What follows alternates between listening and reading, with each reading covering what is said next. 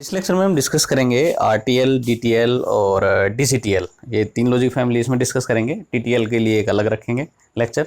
ठीक है, तो उससे पहले जो नॉइस मार्जिन वाला था उसमें मैं एक पॉइंट भूल गया।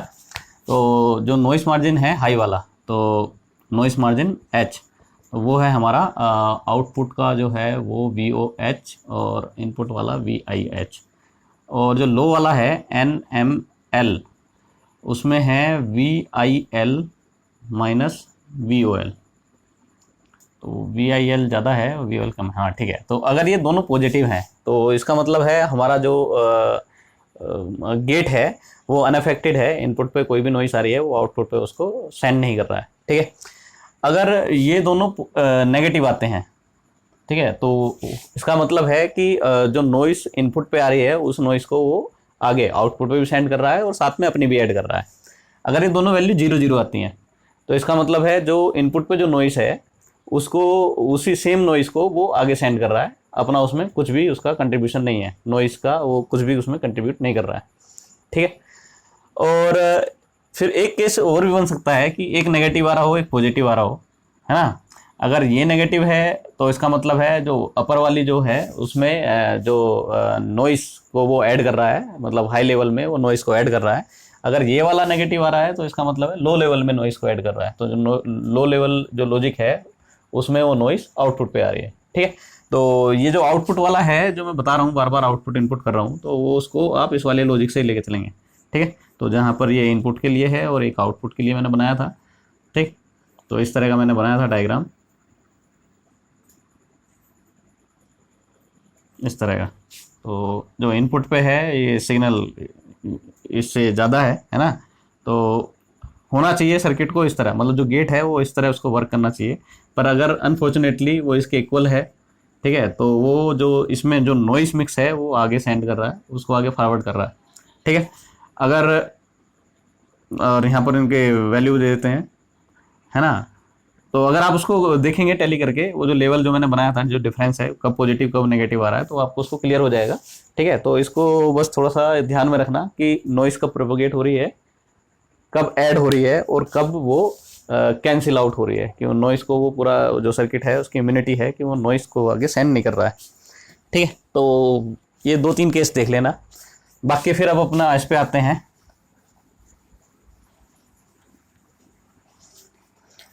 तो सबसे पहले ये रेसिस्टर ट्रांजिस्टर लॉजिक, तो ये रेसिस्टर है यहाँ पर, है ना। तो ये जो जितने भी रेसिस्टर हैं वो क्लोम की वैल्यू में हैं, तो इनका कोई भी नामकरण कर दो, सब इक्वल हैं। सही है, आर आर, इसको भी आर दे देते हैं। और जो भी है क्लोम की रेंज में है, क्योंकि जो इसकी जो करंट कैपेबिलिटी है बीजेटी की, ये मिली एम्पियर में है, तो इसलिए यहाँ पर इन पर लगाना पड़ता है सेमीकंडक्टर जो भी हैं इसमें किलो ओम का। ठीक है, तो जो वोल्ट आएगी 5 वोल्ट के करीब आएगी, तो 5 वोल्ट डिवाइड बाई ये किलो ओम से करोगे तो जो करंट निकलेगी वो मिली एम्पियर की रेंज में आएगी, है ना।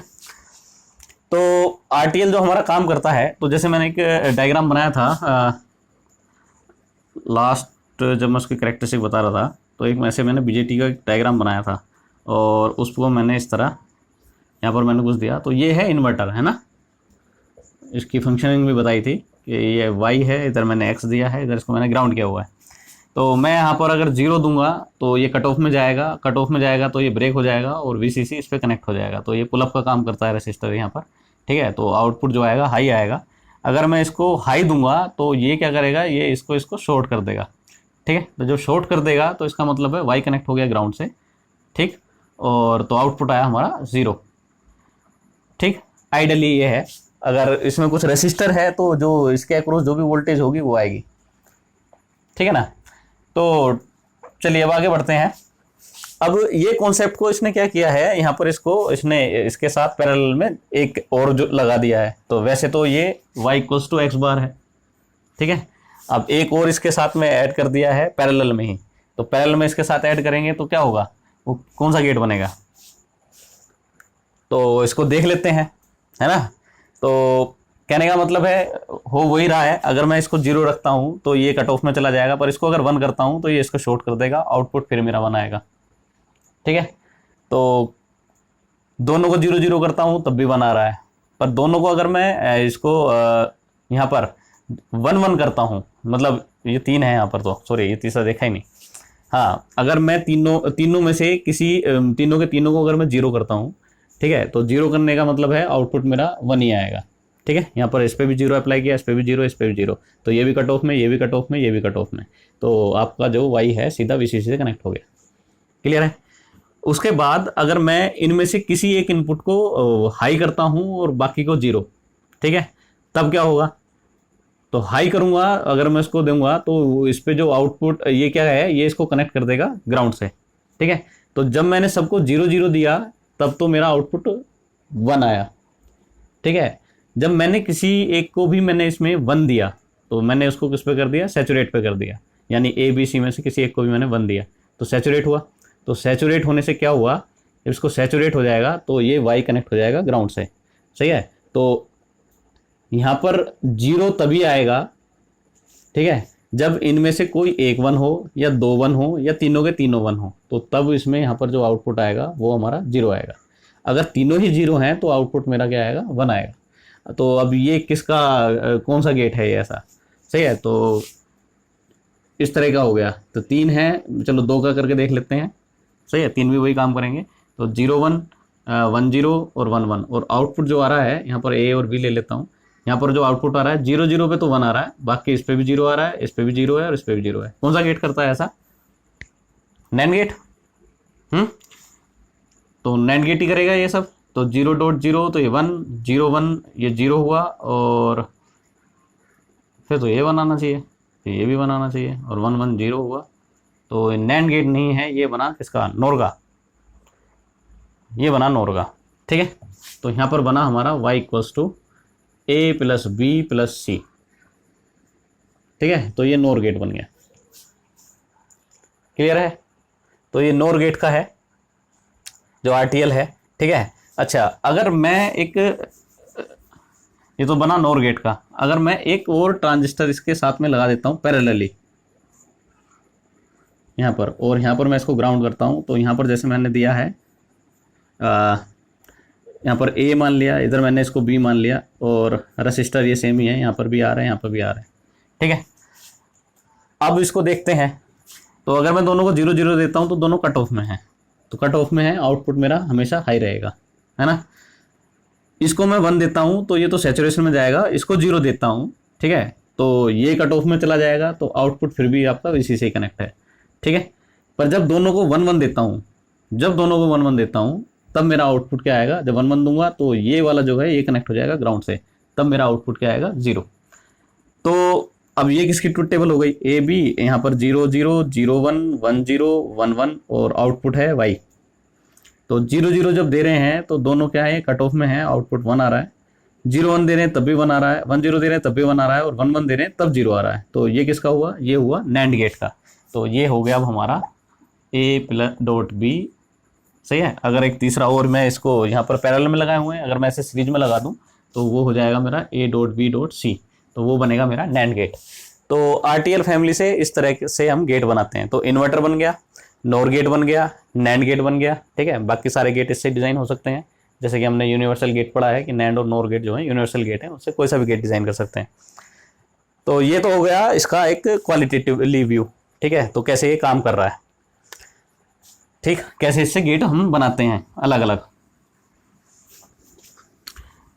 अब आते हैं इसके साथ प्रॉब्लम क्या है। प्रॉब्लम है जो इसका इनपुट रेसिस्टेंस है वो काफ़ी हाई है, देखो किलो ओम का रेंज में है, और वैसे ये तीनों यहाँ पर हैं। सही है, तो कोई ऐसी स्टेज है जिसमें ये तीनों यहाँ पर जो ये ऐड होते हैं। सही है, कोई ऐसी स्टेज पे, या तो 0 0 0 पे या 1 1 पे। तो 0 0 से लेके 1 1 तक हम इसमें सारे अप्लाई करेंगे। ठीक है, क्योंकि हमारा जो ये है नोर गेट है ना। तो कोई ऐसी स्टेट है जिसपे ये तीनों ऐड भी होते होंगे, सही है, या कोई ऐसी स्टेट है जिसमें ये तीनों पैरेलल में जाते होंगे। तो इस तरह का है। तो कहने का मतलब है कि जो इसका जो रेसिस्टेंस है, इनपुट रेसिस्टेंस, एक तो वो वेरी करता है, ठीक है, इनपुट पे डिपेंडेंट है। दूसरा है जो इसकी स्पीड को भी अफेक्ट करता है, क्योंकि देखो जो भी कैपेसिटर है सब में एक क्या यहाँ पर क्या है, कैपेसिटर है, तो मैंने कैपेसिटर यहाँ पर लगा दिया। ठीक है, तो जिसके भी अंदर जितने भी ये ट्रांजिस्टर हैं इनके अंदर जो कैपेसिटेंस है उसका एक मैंने लम्प्ड कैपेसिटर बना दिया, इधर लगा दिया। ठीक है, अब यहाँ पर जो रेसिस्टर जो आएगा बन के रेसिस्टेंस, तो वो वेरी कर रहा है रेसिस्टेंस, तो रेसिस्टेंस वेरी करेगा तो हमारा जो आरसी इस कैपेसिटर को चार्ज करने के लिए, तो जो आरसी टाइम कांस्टेंट होता है, सही है, तो वो भी वेरी करेगा। तो अगर रेजिस्टेंस ज़्यादा होगा तो आरसी टाइम कांस्टेंट भी ज़्यादा होगा, तो वो ज़्यादा टाइम लेगा चार्जिंग में, तो जो प्रोपगेशन डिले है वो बढ़ जाएगी। ठीक है, अगर रेजिस्टेंस कम होगा तो प्रोपगेशन डिले कम हो जाएगी। ठीक है, तो ये जो प्रॉब्लम है, इस प्रॉब्लम को रिमूव करने के लिए इन्होंने क्या किया, DCTL लेके आए। ठीक है, तो मेनली प्रॉब्लम किस में है, RTL में जो प्रॉब्लम है वो है उसकी स्विचिंग स्पीड में। ठीक है, या उसकी स्पीड में प्रॉब्लम है, प्रोपगेशन डिले ज़्यादा है। तो उन्होंने क्या किया, ये सब रेसिस्टर हटा दिए और इसको डायरेक्ट कपल्ड कर दिया, तो इसका नाम दिया direct coupled transistor logic, sorry ये DCTL है। ठीक है, ये बन गया हमारा डायरेक्ट कपल्ड ट्रांजिस्टर लॉजिक। ठीक, अब इसमें भी एक प्रॉब्लम है, तो सारे गेट तो इससे ऐसे ही बनेंगे जैसे मैंने बनाया है, नोर, नैंड और इन्वर्टर सब। ठीक है, ठीक है, तो यहाँ पर प्रॉब्लम क्या है, यहाँ पर एक तो ट्रांजिस्टर की जो करंट कैपेबिलिटी है वो बढ़ानी पड़ेगी, तो ट्रांजिस्टर थोड़े से हमें बड़े लगाने पड़ेंगे, सही है ना। दूसरा है, जो ट्रांजिस्टर हैं वो कभी भी आइडेंटिकल नहीं होते। अगर दो ट्रांजिस्टर सेम नंबर के भी ले रहे हैं तो वो उनकी जो करेक्टरिस्टिक है वो अलग अलग होती है। तो किसी का रेसिस्टेंस ज़्यादा है इंटरनल, किसी का कम है, तो जिधर कम है उधर ही सारी करंट फ्लो होगी फिर, क्योंकि जब अगर इसको शॉर्ट करेंगे, अगर तीनों 1 1 1 है यहाँ पर, तो तीनों सैचुरेशन में गए, तो करंट जो फ्लो होगी, अगर सबके रेसिस्टेंस इक्वल होते तो इक्वली फ्लो होती, अगर किसी का रेसिस्टेंस लो है तो सारी करंट उसी में ही फ्लो होगी, तो इससे क्या होगा, वो डैमेज हो सकता है। सही है, अगर उसका रेजिस्टेंस लो है, इन दोनों के कंपैरिजन में इसका रेजिस्टेंस लो है, तो ये क्या होगा, सारी करंट इसी में फ्लो करेगी और इससे क्या होगा, ये डैमेज हो सकता है। ठीक है, तो इस प्रॉब्लम को बोलते हैं करंट होगिंग, है ना। तो यहाँ पर जो प्रॉब्लम है, मेजर प्रॉब्लम है, वो है करंट होगिंग की। तो ट्रांजिस्टर क्या होता है, यहाँ पर ये गर्म होता है और बर्नआउट, ठीक है, इस तरह का है। तो इसको रिमूव करने के लिए फिर लेके आए DTL, तो ये है डायोड ट्रांजिस्टर लॉजिक। ठीक है, तो अब इस पे चलते हैं, इसको रफ कर देता हूँ। अच्छा, इनकी जो एक तरह से जो मैंने एक जो करेक्टरिस्टिक, जो उसके एट्रीब्यूट दिए थे, मतलब उसकी प्रोपगेशन डिले कैलकुलेट करना और इस तरह का कैलकुलेट करना, तो वो मैं एक फाइनली टेबल बनाऊंगा और उसमें उसको मैं कंपेयर कर दूंगा। ठीक है, तो क्वांटिटिवली वो आप देख लें, अगर आपको उसके अंदर ज़्यादा डीपली घुसना है। अगर सिर्फ वर्किंग से ही समझना है तो मैं वर्किंग बता रहा हूँ, ठीक है, तो मैं क्वालिटेटिवली ही रखूँगा अप्रोच अपनी, क्वांटिटिवली मैं उसमें न्यूमेरिकल उसमें नहीं घुसने वाला हूँ। ठीक, तो क्योंकि कंप्यूटर साइंस वाले उसमें इंटरेस्ट नहीं लेंगे और फिर ये सब जो पूरा है ये बोरिंग हो जाएगा। कंप्यूटर साइंस वाले और इंफॉर्मेशन टेक्नोलॉजी वाले ये इसमें इंटरेस्ट नहीं लेंगे, वो बस क्वालिटेटिवली है, ठीक है, कैसे वर्क कर रहा है वो ठीक है, पर जो इलेक्ट्रॉनिक्स वाले हैं वो ज़रूर इनको पढ़ लें। ठीक है, तो इनको सही से डीप में पढ़ लें कि कब इसको कट ऑफ हो रहा है, कितने वोल्टेज पे कट ऑफ हो रही है, कितने वोल्टेज पे सैचुरेशन में जा रहा है, तो सबके अक्रॉस कितने वोल्ट है, वो उसको एक बार वो पढ़ लें, ज़्यादा अच्छा रहेगा। ठीक है, आपकी ब्रांच भी है। अब आते हैं DTL पे, तो डायोड ट्रांजिस्टर लॉजिक। तो एक सर्किट ले लेते हैं पहले, यहाँ पर मैं डायोड इस तरह मैं इसको लगा देता हूँ। एक डायोड मैंने इधर लिया है और एक डायोड मैंने इधर लिया है, ठीक है, और यहाँ से मैं Y कनेक्ट कर रहा हूँ और इधर एक रेसिस्टर, मैं भी इधर भी एक रेसिस्टर लगा देता हूँ VCC।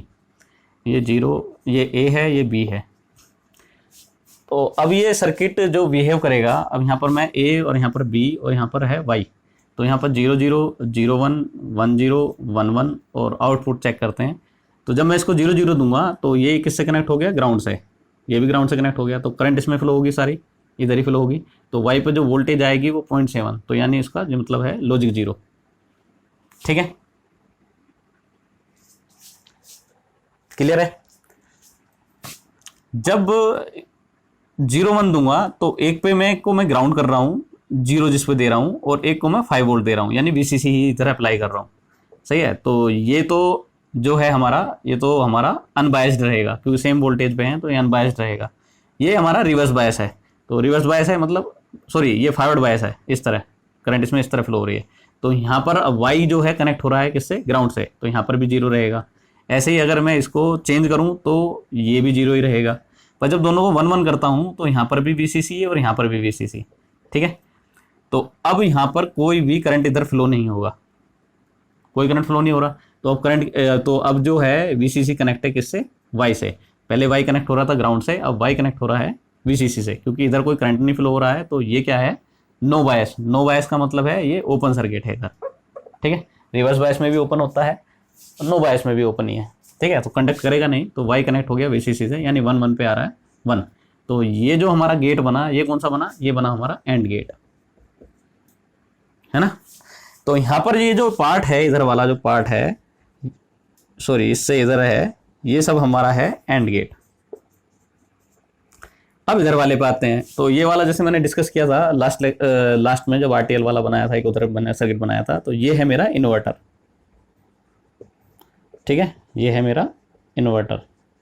तो एंड गेट और इन्वर्टर मिलके क्या, जब एंड गेट इधर है और इसका जो आउटपुट आ रहा है इस इन्वर्टर में आ रहा है, तो इसका जो आउटपुट आएगा तो वो क्या आएगा, नैंड गेट, सही है। तो A डॉट B, यहाँ पर 3 इनपुट हैं, तो A dot B dot C बार, तो 3 इनपुट नैंड गेट के लिए, ठीक है।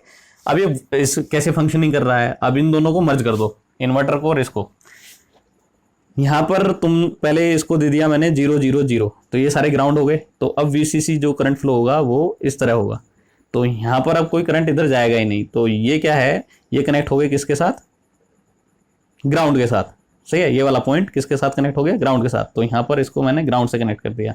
तो जब इसको ग्राउंड से कनेक्ट कर देंगे, तो मैं यहाँ पर डायोड को आइडियल डायोड ले रहा हूँ, सही है, 0.7 का, उसमें मैं ड्रॉप नहीं देख रहा हूँ। तो ये ग्राउंड है, तो इसका मतलब क्या है, ये लॉजिक 0 पे है।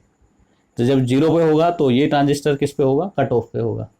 तो जब कट ऑफ पे होगा तो Y जो है कनेक्ट है VCC के साथ, क्लियर है।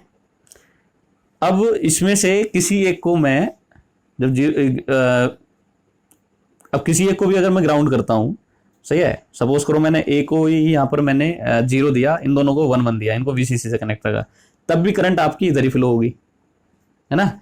ये तो आपके, जैसे कि मैंने यहाँ पर इसमें डिस्कस किया था कि ये तो आपके कट ऑफ में चले जाएंगे, तो तब भी करंट इसमें फ्लो हो रही है, तो तब भी ये ग्राउंड से कनेक्ट है और तब भी ये क्या है, कट ऑफ में रहेगा, तब भी Y इसके साथ कनेक्ट रहेगा।